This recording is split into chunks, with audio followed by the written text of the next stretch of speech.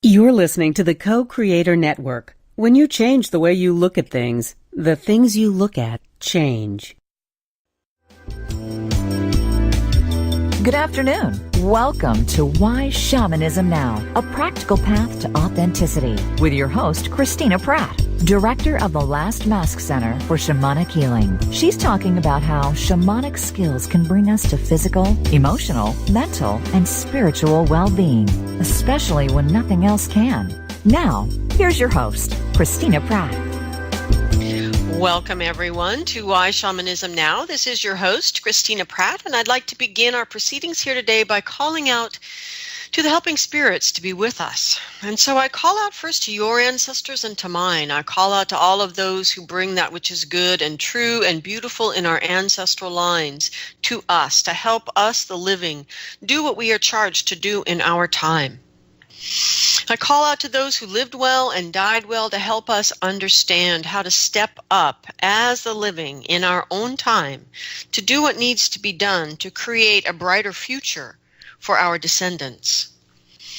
And as these ancestors gather around us and begin to lean in, let us reach through the humans and to those much older ancestors, to the plants, to the animals, to the elemental energies, and let's reach in particular to the mountains around the world, the mountains, the deep, deep ancient ones that have been here long before there were people and will be here long after. We call out to all of these spirits in the great fabric of life. We call out to you to be with us here today to help us to remember who are we in our true nature. As human beings, what is our place in this great web of life? And how can each one of us bring our gifts to bear in a way that is truly good for all living things? And we ask you, ancient ones, to help us to remember that which abides, that which does matter when we die, that which will go with us, that which shapes the very fabric of our own souls. And we ask you, those non-human ancestors, to gather around to help us to do what we need to do in a good way. And as these ancestral energies gather around us to help us, let's gather ourselves from wherever we might be into our head, from our head to our heart, from our heart to our belly, and take a moment and reach out to the earth herself and give gratitude for this day. Take a moment and give big thanks for the fact that you are alive, and as long as you are breathing, you have the opportunity to participate in change in your own life and in the lives of others. We give enormous gratitude for diversity, for beauty, and for that possibility of change. And with great, great hearts filled with thanks for the earth herself, let us send our energy down through all the layers of the earth, reaching deeply for the very center, to anchor ourselves firmly there in the center of the earth, and shift our awareness to reach out for those qualities of power that gain their strength from darkness, from stillness and silence and solitude. These energies that replenish, that restore and renew us. And we reach deeply into these energies of the earth to draw this energy up through all the layers of the earth and into our body. And in this way, we call up that which nourishes, that which is before all of the abundance here on the face of the earth. We call up the wisdom of manifestation and how to be here in form in a good way. And we ask the energy of the earth to help us to learn to truly understand our sovereignty, who we are, where we stand, what we stand for, what has heart and meaning in our life, and may we please build our life based on these things that have heart and meaning to us. Let us open our door to those who appear to be other. Let's invite them to our table, set a place for them. And let us invite those who are different than we are to share who they are. And may those differences provoke all of us to become better versions of ourselves, more true to our understanding of this one human family. And may the earth continue to help us to understand how to connect to the many aspects within ourselves with each other, with our environment, with the invisible world. And may we learn through this connection and interconnection how to tune into the great web of life and to take a sense from our place in that great oneness, to take from that sense of right relationship with ourselves.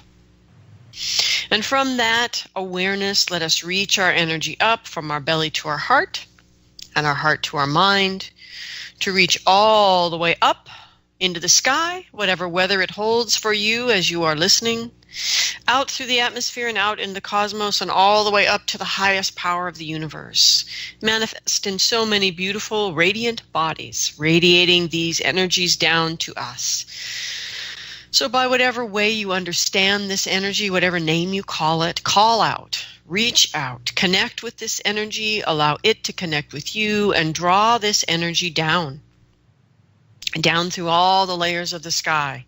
And in this way, call into your day, call into your body, call into these proceedings the essence energy of blessing, the energy of protection, the energy that becomes mentoring and champions, and that ability to be here for each other in a good way, to show up and express our loving kindness and our support to each other. And we call out to this energy to help us to feel inspiration and illumination, and to feel the benevolence of the universe. And as we call this energy down, bringing it down through our body, down all the way to the center of the earth, let us feel that connection of earth and sky, these two great legendary lovers, and let the big love that is the essence of that energy awaken the spirit of your own human heart. And in that heart, as it wakes up here today, bring that crucible of transformation online, drawing up the fiery passions of your belly that know why you are here, and down the crystal clarity of your mind that can figure out how you're going to do that in this time. And let these energies mix and merge and dance there in the heart to give birth to this third and most sacred thing, which is your own memory, your own sense, your own instinct for why you are here. And may you reach deeply into your beautiful human heart and find the courage that you need to do something in this day, large or small, to bring your own gifts to the world. And I give great gratitude for all the spirit help that we all have, known and unknown, that assist us in bringing those gifts to share with others. Today, I'd like to give special thanks to all of you who were able to join me live in the Moving to Deep Water events, the original event and the encore event. I want to thank you for taking your time and energy to join me to talk about how it is that we could begin to deepen our experience in life and our practice so that we can show up in a way that begins to change the very foundation of the things that are not right in our world. 650 people registered, and I am so grateful for all of you that many people believe in the possibility that we really could make a change. And I just think, what if all 650 of you did go forward with me in these online classes? What a change that we could make. So for the nourishment to my heart of all of you who said yes, I'm deeply, deeply grateful. So today, speaking of people that are making a serious effort to create change in our world, today we have Itzhak joining us to talk about a new event, never been done before, called the Andes Summit. Welcome, Itzhak.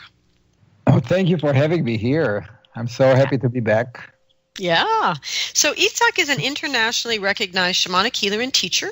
He is initiated in Andean and Amazonian shamanic traditions and has trained extensively with elders from South and North America. He is an accomplished visual artist and owner of an award-winning advertising agency in New York City.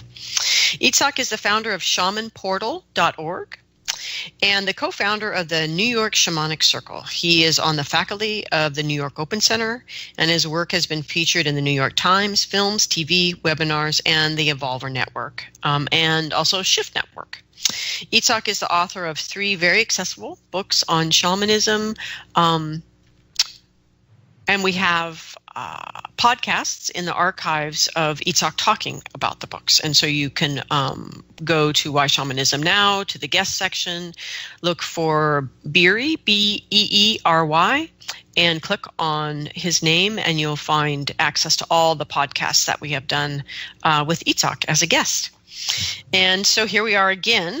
We are not live today. Sorry about that, everybody. But you are still welcome to email me at Christina@lastmaskcenter.org if you have questions. But I would suggest that you email Itzhak if you have questions about the topic here today. And you can go to itzhakberry.com. So ITZ. I mean, how many of you get to have a Z in your name? That is so cool. Anyway, Itzhak Berry, ITZHAKBEERY.com. And you can reach Itzhak through his website or just at ibeery@gmail.com with questions about the summit. But it's really easier for y'all to just go to theandessummit.com, and you'll have all of your questions answered there.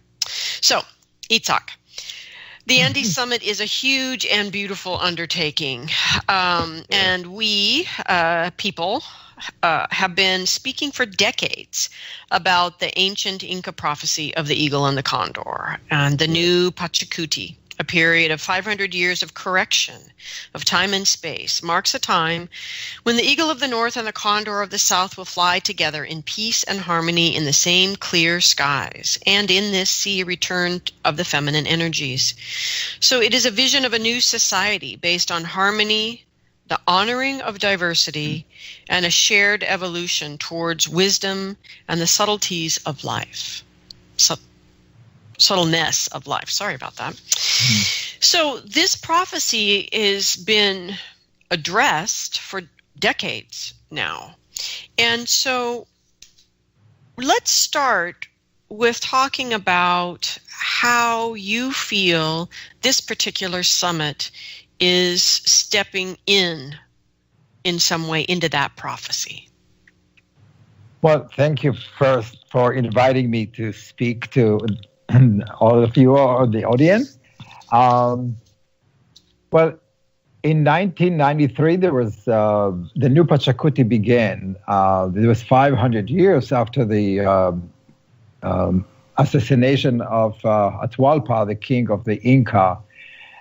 And at that time, many of the shamans from the Amazon and from the high mountains of Ecuador, Peru, the whole Inca kingdom, came out of their caves and darkness, and they knew that they said this is the time to share their wisdom and to share their teaching, because a new period begin.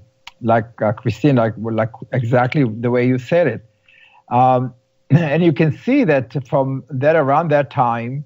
The proliferation of shamanism took a big step forward in the Western world, and we are all the people who are doing this kind of work really hearing the call to do that. And I'm so glad that the Yachaks, or the shamans of the Andes, they agreed to come together in one place on the Andes to share this wisdom with people from all over the world. And I think that is so essential for us, for the people of the North and the Western civilization, to listen carefully to what these indigenous wisdom keepers have to teach us. And I hope that this conference will initiate a new commitment to the earth and to the earth healing and to our civilization, because as we see so clearly happening now in all over the world, that is a rapid destruction of the social fabric of our societies, and that brings a destruction of nature all around us. And if we ever going to leave anything to our grandchildren, it is essential that we will listen to the people who keep wisdom, And I know that there is a lot of different way of thinking about the environmental crisis and the social crisis. But I actually go to the biggest shaman of all, Albert Einstein, who said that you can't really resolve a problem with the same mind that created it.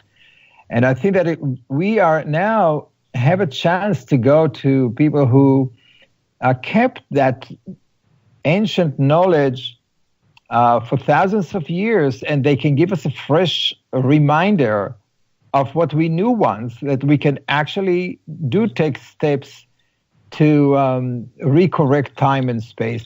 It's very, very, very, very important for us. So, Itzhak, share with everyone why you personally are doing this. There's a personal commitment in this. Yes, I came to Ecuador for the first time in 1997 on a trip with John Perkins. I had no idea what shamanism was, or very little of it. I took a class with Michael Harner a year before that, but I got really excited about it, but have no concept. And when I went there and I met Jose Joaquin Pineda from Iluman, from the Andes, and I met other shamans there, and I did some ceremonies in the jungle with the Shuar people. There's something like a veil came out of my eyes. I started to see reality in the way it really is. And in many ways, I made a commitment to the spirit of ayahuasca, or to the spirit of the jungle, to do this kind of work, to promote understanding of their wisdom, and to make sure that their wisdom will keep on living.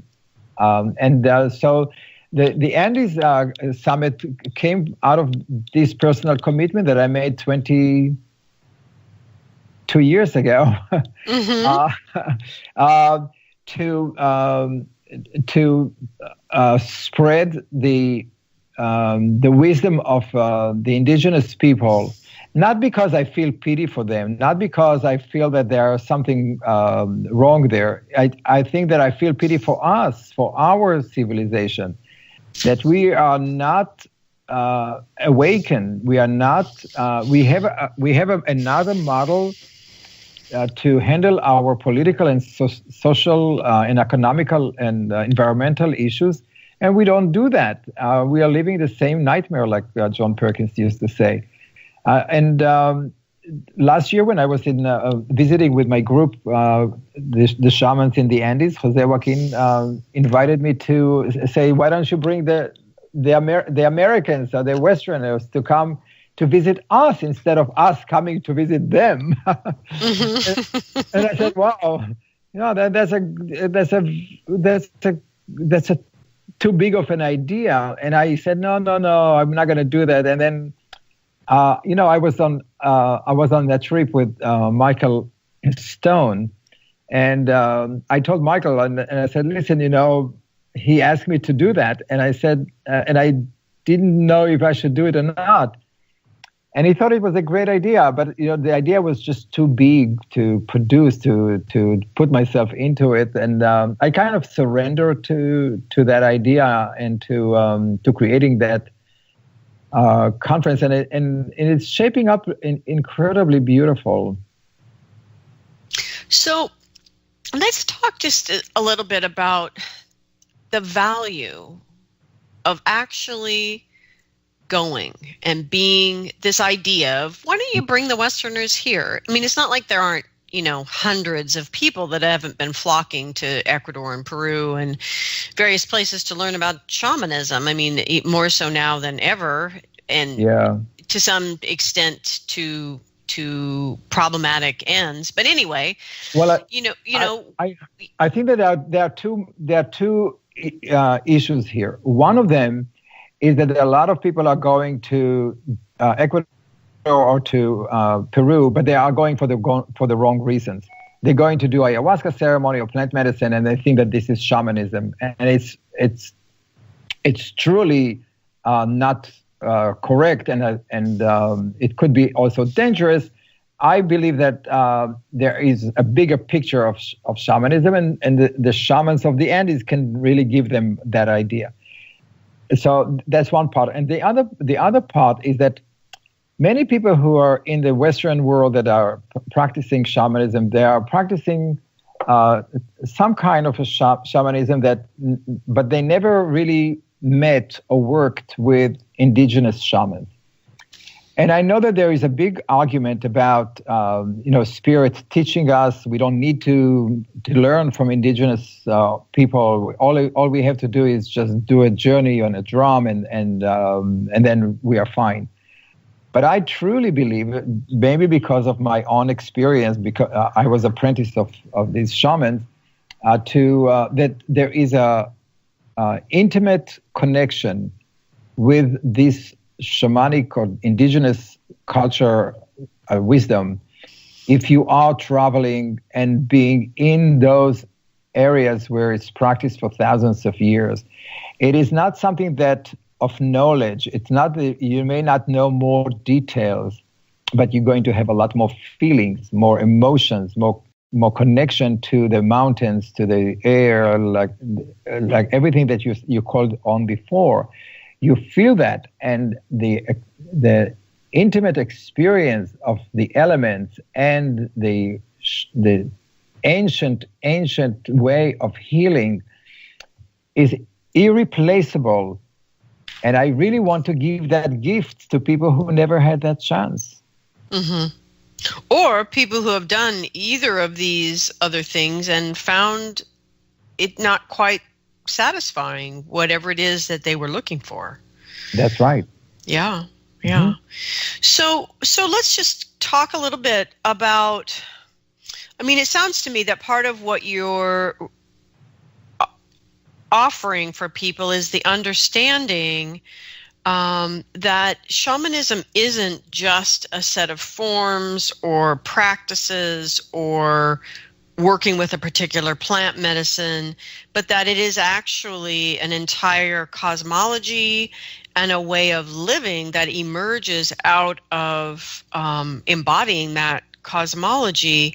And then out of that way of living comes practices and rituals and ceremonies. And so these particular powerful items like journeying or doing ayahuasca fit within this much larger context, and these things are perhaps not really big enough to be called shamanism without their shamanic context. Is that kind of what you're saying? Absolutely, I agree with that. It's very hard to. Everybody knows what ice cream is, but until you actually taste it, you can't really experience ice cream. And it's the same thing with shamanism. You can practice it in your own kitchen or in your own home, but unless you are stepping into the mountain, until you smell the smell of the herbs, the plants, the trago, you do La Limpia, you do the sound healing, you being in the environment that you really understand the depth, the beauty of all of it, and then it's so beautiful that you can bring it back to our life here in the Western world. And that really give any shaman, any person who is practicing any kind of shamanism, a bigger depth of understanding and practicing of the ancient wisdom. It's not enough to read books. And I wrote 3 of them, so I know. It's not enough. It's okay, it's nice, but they don't smell, they don't feel the same way as when somebody spray that trago over you and you can feel the changes of the energy. It doesn't feel the same when you actually watch another person going through a healing and remove entity out of them. It doesn't feel the same when you are in a room with in a cave where you have the sound healing and you really feel like you are connecting to the womb of the mother. it doesn't feel the same as we do it here in the Western world. And it's so important for me that people who are practicing shamanism on a daily basis, or in any kind of shamanic circles, or anybody who is interested in shamanism, will go to the source, will go to the places where that is not something new, that is not something that is exotically new agey, but it's a everyday practice. And it's, like you said, it's embedded in the everyday life of the people there, in the way they raise their children, in the way they educate their children in schools. And we're going to have a woman there who going to talk about a new old school that they created in Quito for indigenous children, which is such an example for new education. How only one family can open up a school that accepts children from all tribes in their languages and in their cultural differences, and create a curriculum that celebrate their differences, celebrate their variety of languages, and teaches it through agriculture. And it's quite beautiful. It's mesmerizing. It gives us a whole new perspective of our own life and our own way of raising children. And, I raised children, and after I came back from these trips, I changed the way I raised them, because I saw that there is another possibility of not saying, no, you're a bad boy. There is another way of doing it. And in the same way, it's about agriculture. How do you raise your crops? So everything that we will see there with the shaman, it's a really teaching for life. And you can't do that when you bring the shamans to Baltimore or to California or to New York, because they're out of their elements. We have to come to make a pilgrimage to where the source of that knowledge exists. Well, it's interesting you say that, but even in a very small version of that, so I live in Oregon, and parts of my family have been here for 4 generations before me, and they've only been colonizing white people here for about that many generations. Mm-hmm. And but still, it is the place, the spirits of the land, the place that my family currently calls home. And as you know, my whole shamanic thing happened in New York. Yeah. And I traveled constantly wherever anybody wanted to do the work. I was willing to go for the first, 15 years of my practice.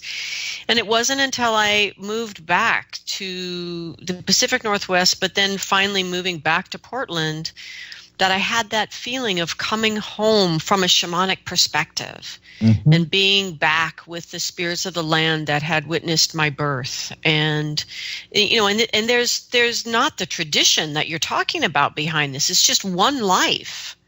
But in that one life, feeling what happened to my shamanic practice when I put it back where it belonged, back where it really began. Mm-hmm. And so people, like, oh, Christina, come back to New York. And I just lost my stomach for that travel and having it be so portable. I mean, it's important to be able to do that because you don't want to be prissy, right? You got to be able to do the work where the work's needed. But at the same time, I realized, especially as I was aging, that I wanted to stay where I belonged and let the spirits of the land and the cosmology that I work within and the practices all begin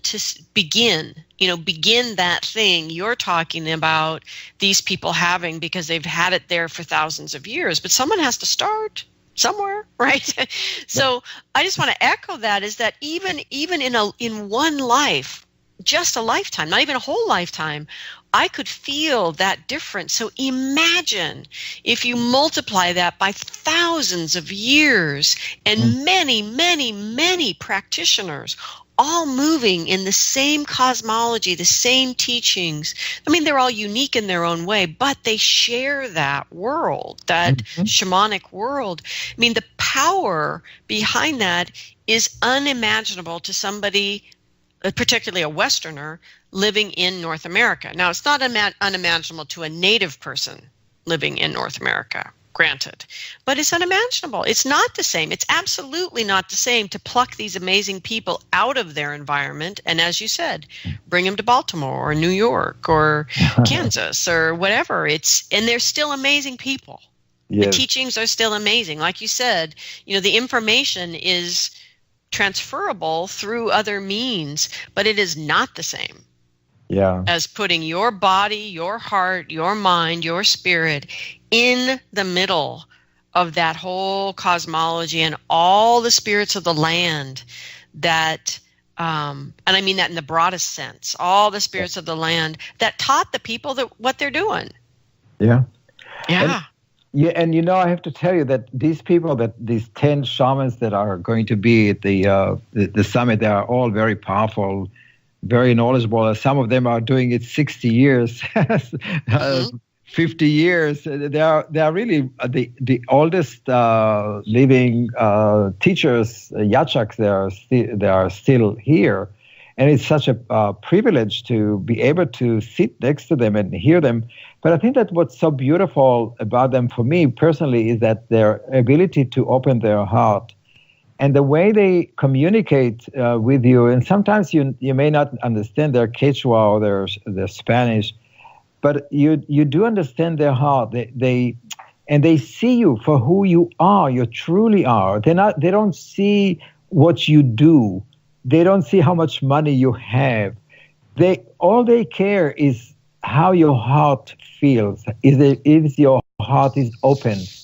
And I have to tell you that the people that I take the groups to Ecuador to meet with them, something happened, and it's so hard to really put a finger on it, but something happened. It's just almost like a permission to open up like a flower. Your heart is opening to receive and to be acknowledged as the healer you are.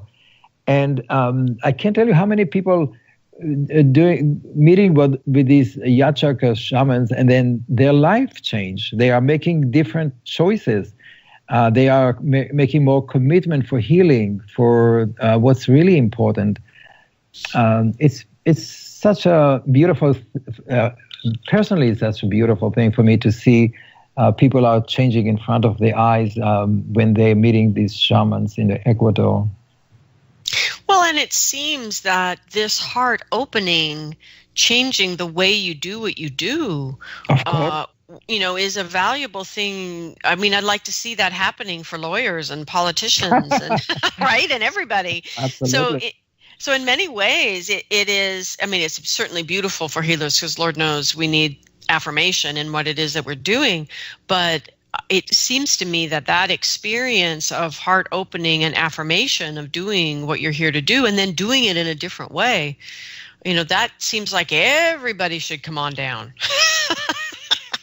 Really. Well, it's true, because I really believe that people who are practicing shamanism or people who are interested in shamanism should really make this pilgrimage of meeting with those indigenous people as a way of opening their heart and changing the way they practicing. You can't practice the same way again after that, because you can actually feel the authenticity, the reality, the roots to the mountain, the roots, the connection to the plants and to the herbs and to the fire and to the rocks. It's you can't really explain it. You can only feel it, and it's such a deeper understanding of what shamanic healing is, what shamanic relationships are, the shamanic relationship to the earth and the connection, that bond that you are talking to the birth place of you in Oregon. It's so deep in every in every conversation, in every moment in the Andes, they are part of that mountain, which is so beautiful. Really, really amazing.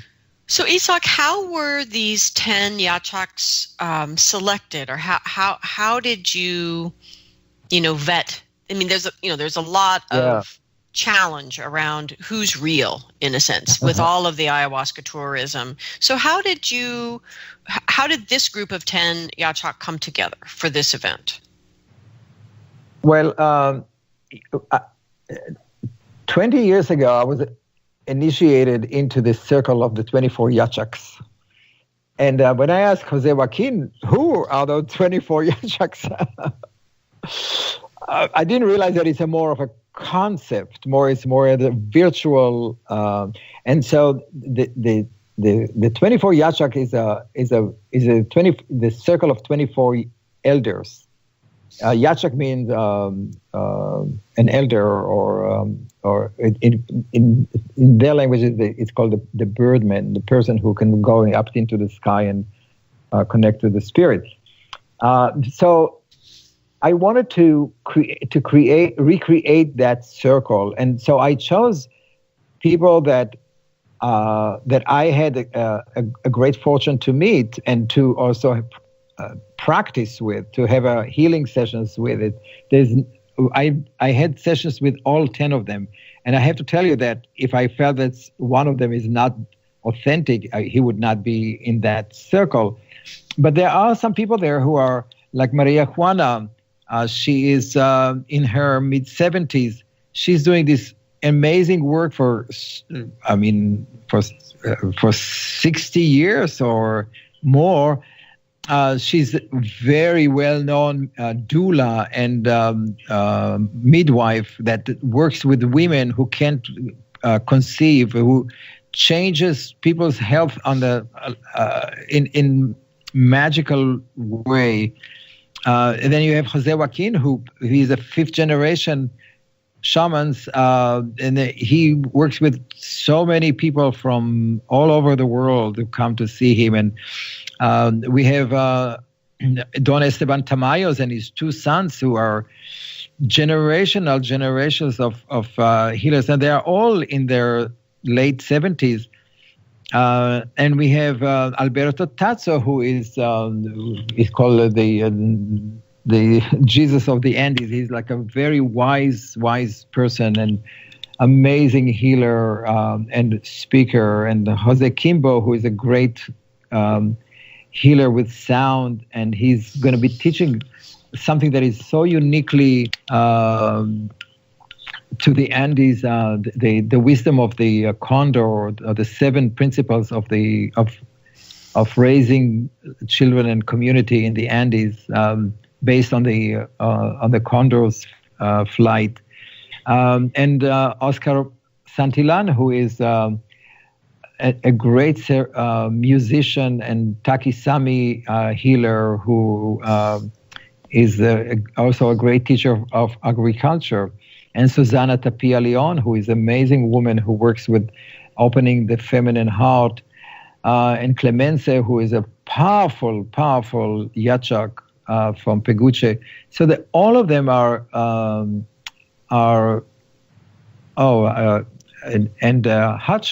Hacho, who is an amazing Yachak, who is so well versed with the cultural significance of the movement of the Andes. It's a body movement, very much like what we call Qigong or other Tai Chi, but they are all based on the connection to the earth and the moon and to the sky and to the cosmos. He is a fantastic, beautiful teacher, dancer, ceremonialist, and a healer too.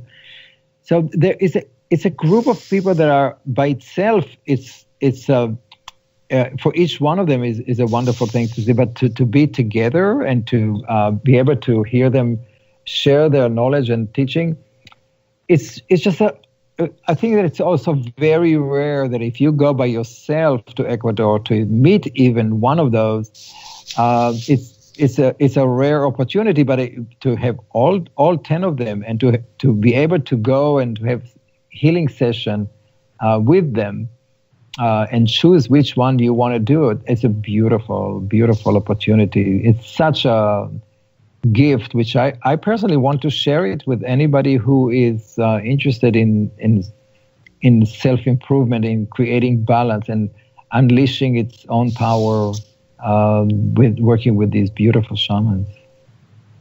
And so it sounds not only have the shamans themselves have such a powerful, I don't know, I guess in Western world we would say body of work, such a powerful reputation and demonstration of their gifts, and their renown and accepted by their people as well. Well, that's the key. You know, in the indigenous world, shamanism or the shamanic healing or shamanic practice is judged by the community, and a shaman is considered a powerful shaman if it creates results, if he heals people. So these 10 people are very well known to actually change people's life or heal people and cure people from diseases, or you could not survive as a shaman, as a practitioner, if you're not creating the results that people expect you. So those people that are coming, they have such a great body of work, like you said, that proven their power. And so this is one of the things that people are not necessarily aware of, or naive to, I guess, is that there can be people who can look the part of the shaman because of the ayahuasca tourism influence in the region, and work with someone who is not accepted by their people as a practitioner, who doesn't have this decades-long body of work, and is not someone that the people themselves would respect and go to as a healer, and that this is something I think that Westerners don't really appreciate. I mean, I think, you know, it's funny, but I think there's a way in which Westerners don't expect people of other cultures to be as deceitful and backhanded as they are. It's like, no, they're just as capable of fooling you as you would be of fooling them. Oh, absolutely. Yeah. So that's important for people's safety and for people's understanding of what they would really be signing on for, is that these are people that not only you have worked with over a couple decades, but these are people who are respected by their own people for more decades, frankly, than I've been alive. So well, that's a long time. But right, and as you said, to go all this way to work with one of these individuals would be amazing. But to go and have access to all of them, and what I'm really hearing that I'm happy to hear, does my heart well to hear, is that we are not just going with the idea of I want to go to this amazing shaman so they can tell me I'm a shaman, but we're going to learn how to raise our children better, differently, how to raise our crops differently, how to open to the energies of our human life of various kinds in different ways. And this, to me, is an extremely valuable part of what you're offering in the Andes Summit. Yes. Is the bigger picture. You know, a lot of people are calling me and saying, and I'm sure for you too, they says, oh, I went to a reader and this reader said that I'm a shaman. Yeah. And I said, okay, so what are you going to do about it? It's good news that you are a shaman, or that you have the ability to become shamans, because Ipupiara, my teacher, my late teacher, used to say that we are all shamans in training. That's not unusual that you have the power of shamanism. What's really important is what do you do with it? How do you make other people's dreams come true? How do you make the world better for your children or for your community? We are all going back to the same definition of what a shaman is. And in the Tungus tradition, where this word come from, according to the Tungus shaman that I asked about, he said that the meaning of the word shaman is the keeper of the fire. And it's such an important concept to understand, that it's not just if you know how to heal. It's not just if you know how to vision. It's not just all of that. It's what do you do with that to keep the integrity and the well-being of the community, the physical, emotional, spiritual well-being of the community. That is when you become a shaman. And all of those shamans, the 10 people I chose to be there in that, they are all real shamans because they are all community leaders. They all around community. They are all taking care of other people. And not only that, they are visionary in their own way.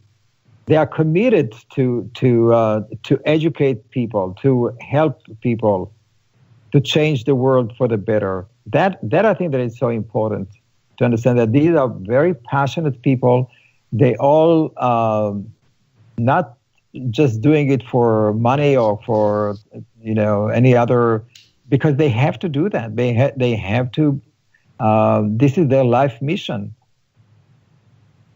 Beautiful. All right. So before we run out of time, let's do a couple basic things. So, if people were to join you on this adventure, where are they going? Where is it happening? Well, it's happening in Ecuador, in the area where is the very famous in Yachacuna, which is the shamanic tradition of the Andes. It's an area, it's called around Otavalo. Otavalo is the largest city, indigenous city in the north of Ecuador. And we have we rented a beautiful hotel. It's called Cholavi, and Cholavi is a beautiful hotel. It's not too fancy, but it's very nice, where we will have all the teaching there. And then, so you fly to Quito, and from Quito we will pick you up and we'll bring you there. It's a 2 hours drive from the airport. And we're going to bring you into Ibarra, which is a city close to Otavalo. That's where the conference will be. And then we're going to have a few days of teaching or master classes from all of those shamans. And you can choose wherever you want to go and whoever your heart tells you to go. And then we will do 2 days of healing, where you can go from whatever healer you want to go to. And most of those shamans, most of the healing will be done in the shaman's home, which is a very different experience than in doing it in hotel room or in some kind of a conference room. You will actually feel the power of that generations as you been done healing. It's beautiful. And then we are doing it in the Inti Raymi celebration, which is the celebration of the sun, in June. So we're going to be going to the villages, and we're going to spend the day celebrating with the indigenous. We're going to be dancing in the streets, drinking and eating and sharing their tradition. And it's such a beautiful experience. I just did it this June. It really changed the way I look at dancing and music and forever. They dance for 3 days, and very small little steps, and they go in circles and circles and circles, and it's such a beautiful experience because you really go into trance. You go into connection with spirit of the mountains and everywhere, and it's irreplaceable experience.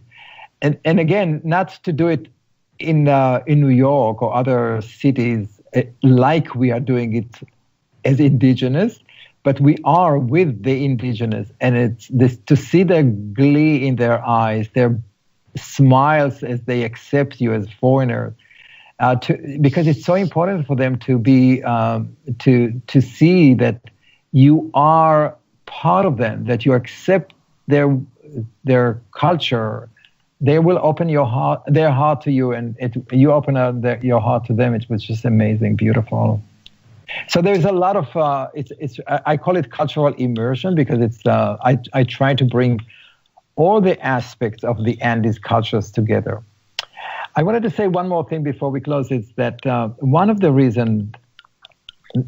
mission of the Andes is also to show the young generation, the son and the daughters and the grandson of the granddaughters of the Yachaks, of the Shamans, that people in the West really value their wisdom, the teaching of their grandparents, and not just value, but they are willing to come and support it with their money, with their bodies, and be part of that.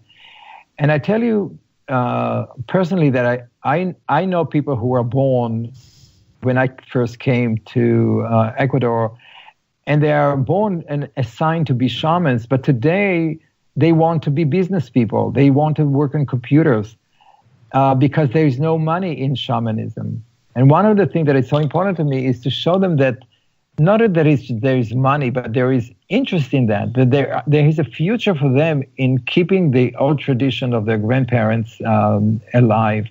And that's why the shamans and their assistants will get paid well to do that, because I want to make sure that this generation, the new generations, will keep on having that, practicing the same as their old grandparents, who are all basically on their way out. It's a beautiful vision, an important part of it, and an important part of manifesting the prophecy. Right? Yes, because yes. the prophecy needs eagles and condors. We can't have no condors. But you know, the people in Peru and the people in Ecuador, they see us there and they want exactly what we have. They want to become Americans. And to do that, they cut their hair, they change their clothes, they change their language. They want to be like us. And we're not going to have condors. Yeah. We need the condors to keep us, and not just as people, as a symbol, but we need condors to teach us how to take care of the earth. You know, we didn't talk about the symbols of what condor and eagle means. The condor is an environmental bird and a community bird. And we need that teaching. We needed that as a reminder in our society that we don't need to be all eagles. So I know, it's just so big. It's just so big. I'm speechless. Anyway, I sort of gridlocked there for a minute because I was thinking about, well, maybe Trump's doing us a favor because he's showing the world that our system doesn't really work, that our system creates narcissistic sociopaths who have no concern about the world in the next generation. So maybe that's valuable. Anyway, but my point is, I think it is important for people of the Western world to be able to be honest and open about, frankly, the parts of our culture and our way of life that simply are not working, and how hard we are trying to learn other ways, because we certainly aren't going to change it by doing the same thing, right? No. We have to do things differently. Yes. And it is important to convey that message to the world, that we are hope that the sort of trademark American ingenuity would actually be open to learning how to do these things in vastly different ways, so that we end up with a vastly different, sort of global result here. Yeah. Okay, so we haven't mentioned when yet, Itzhak. We haven't said when the summit is going to be. June 16th to June 23rd in Ecuador. It's just the beginning of the equinox in the south, in the winter equinox in the south, which is our solstice. It's a great time to be. The weather is fantastic, and the Andes is always fantastic weather. And one of the things that is so also incredibly telling is that we are doing this in Ecuador on the equator, and where the north and the south meet together. it's such a beautiful concept, maybe, to even think about that there is no one more powerful than the other. We all share the same line, the middle of the world. We are meeting over there in Ecuador, where the North and the South can embrace each other together. And I think that it's such a beautiful vision. And similarly, Itzhak, it seems to me that also what you're saying is that this experience is for everybody, whether you are just starting to be interested in shamanism, not interested in shamanism at all, but interested in doing things differently, or really experienced as a practitioner. It sounds to me like this experience is really designed for all of us. Is that correct? Oh, yes. I mean, when we talk about shamanism, we're really making it a cult.